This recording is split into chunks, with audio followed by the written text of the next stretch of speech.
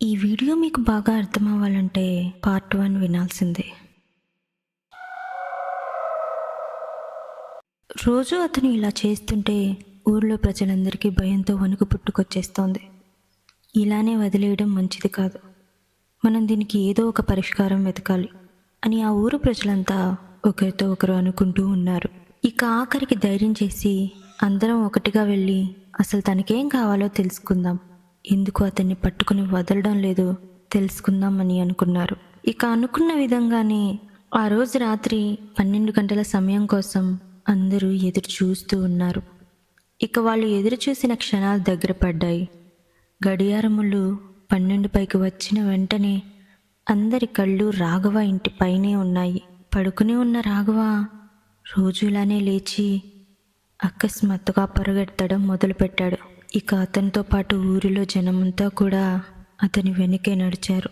రోజు అతను ఎక్కడికైతే వెళ్ళి ఆగుతాడో అక్కడే ఆ రోజు కూడా ఆగాడు. అయితే తన వెనుక వెళ్ళిన ఊరి వాళ్ళంతా కూడా అతను వెనక్కి ఆగిపోయారు.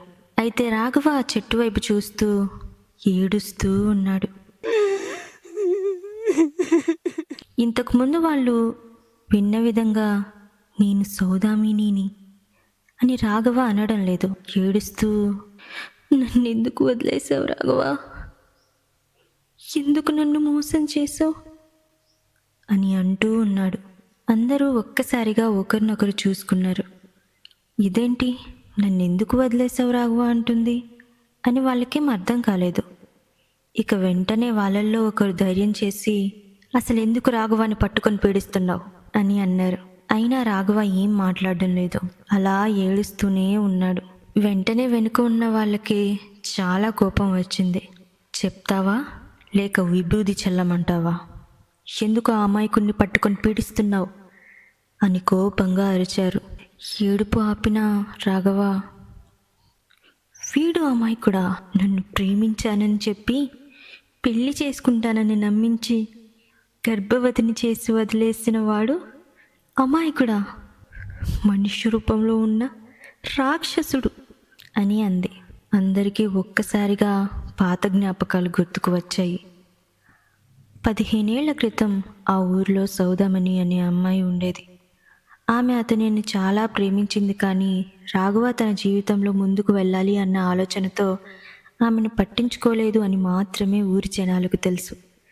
కానీ ఆమె ప్రేమను ఆసరాగా తీసుకొని లేనిపోని మాటలు చెప్పి ఆమెను గర్భవతిని చేశాడని మాత్రం వాళ్ళకి ఇప్పుడే అర్థమైంది.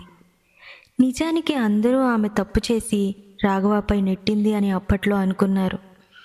దానివల్ల ఆమెను ఘోరంగా అవమానించారు. ఆ అవమానాన్ని తట్టుకోలేక ఆమె ఒక రాత్రి గడ్డి మందు తాగి కాలవలో దూకి చనిపోయింది. అమ్మా నాన్న లేని రాఘవ ఆ విషయం విని ఊరు వదిలి వెళ్ళిపోయాడు. తర్వాత 15 ఏళ్ళకి తిరిగి వచ్చాడు, కానీ ఆ విషయాన్ని ఎప్పుడూ బయట పెట్టలేదు. అందరూ మర్చిపోయారులే అని అనుకున్నాడు. ఆ విషయం గురించి అతను కూడా మర్చిపోయాడు. ఇప్పుడు ఆ ఆత్మ తనని వదిలిపెట్టడం లేదు. ఇదంతా గుర్తు తెచ్చుకుంటున్న వాళ్ళందరికీ మళ్ళీ రాఘవ వెంట మరొక మాట వినిపించింది. నాకు న్యాయం కావాలి. అప్పటి వరకు నన్ను మోసం చేసిన వీడినే కాదు, నాపై నింద వేసి నా చావుకు కారణమైన అందరినీ కూడా నేను వదిలిపెట్టను. ఊరి వాళ్ళలో భయం వణుకు వచ్చేశాయి. ఊరి వాళ్ళంతా భయంతో వణికిపోయారు. కానీ గ్రామ పెద్ద మాత్రం ధైర్యంగా, ఏం చేయాలి, మేమేం చేస్తే నువ్వు ఈ ఊరిని విడిచిపెట్టిపోతావు అని అన్నాడు. అందరూ నాతో పాటు రావాలి, ఒక్కరిని నేను వదలను, మరి ముఖ్యంగా ఈ రాఘవాన్ని అస్సలు వదలను అని ఆమె అంది.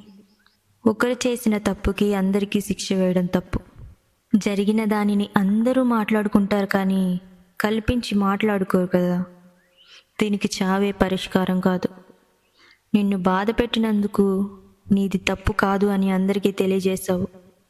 అలాగే రాఘవ తన తప్పును ఒప్పుకుంటే సరిపోతుంది కదా అని అదే ఊరి పెద్ద అన్నాడు. ఒక్క క్షణం రాఘవ అక్కడికక్కడే కళ్ళు తిరిగి పడిపోయాడు. ఆ ఊరి జనానికి ఏమీ అర్థం కాలేదు. ఆత్మ వాళ్ళు చెప్పిన దానికి ఒప్పుకోనట్లా కొద్దిసేపు భయంగా అలానే ఉన్నారు. మళ్ళా ఏది జరిగితే అది జరిగింది అనుకొని ఆ తర్వాత రోజు వాళ్ళు అనుకున్నది చేయడానికి సిద్ధమయ్యారు. ఆమె ఎక్కడైతే చనిపోయిందో అక్కడే సమాధి కట్టించారు. ఆ తర్వాత ఆమె పేరుతో అక్కడ దీపం పెట్టారు. ఇక అందరూ అక్కడ చేరి ఉన్నప్పుడే ఈ విషయం అంతా తెలుసుకున్న రాఘవ అందరి ముందు మోకరించి తన తప్పుని ఒప్పుకున్నాడు. నేను భయపడ్డాను. పెళ్ళి కాకుండానే ఇలా చేశానని సమాజం ఏమంటుందో అనుకున్నానే తప్ప ఒక ఆడపిల్లకు అన్యాయం చేస్తానని అనుకోలేదు. ఈ విషయానికి దూరంగా ఉందామనుకున్నాను, కానీ ఆమె ప్రాణాలు తీసుకుంటుందని అనుకోలేదు. ఒక ఆడపిల్లకు చేసిన అన్యాయం వల్ల నా జీవితమే నాశనమయ్యింది. పిల్లలు లేరు. భార్య పెళ్లి జరిగిన కొన్నాళ్ళకే చనిపోయింది. జీవితమే చాలా కష్టంగా మారిపోయింది. ఆఖరికి ఒంటరిగా మిగిలిపోయాను. ఇంతకంటే దారుణమైన స్థితిలో ఎవరైనా ఉండగలుగుతారా అని చాలా బాధపడ్డాడు. ఇక జరిగిన తప్పు జరిగిపోయింది. ఇక నుండైనా ఇలాంటి తప్పు మరెవ్వరూ చేయకూడదు అన్నట్లు ఊరి ప్రజలందరి ముందు ఆ ఊరి పెద్ద అన్నాడు. ఇక ఆ క్షణం ఏదో మెరుపు మెరిసినట్లు అనిపించింది. ఆ తర్వాత అందరూ ఇంటికి వెళ్ళిపోయారు. తర్వాత రోజు మళ్ళీ 12:30 అయ్యింది. అందరూ ఆతృతగా ఎదురు చూశారు. కానీ రాఘవ ప్రశాంతంగా నిద్రపోయాడు. ఎక్కడికి పరుగెత్తలేదు. అతని ముఖం ఎన్నో ఏళ్ల తర్వాత ప్రశాంతంగా కనిపించింది. కాలువ దగ్గర దీపం మెల్లగా వెలుగుతూనే ఉంది. గాలి వీచినా అది ఆరిపోలేదు. అప్పటి నుండి అక్కడ సౌదామిని అనే పేరే వినిపించలేదు. ఈ కథలో మనం తెలుసుకోవాల్సింది ఒక్కటే: నిజం దాచిపెడితే అది నీడగా వెంటాడుతుంది.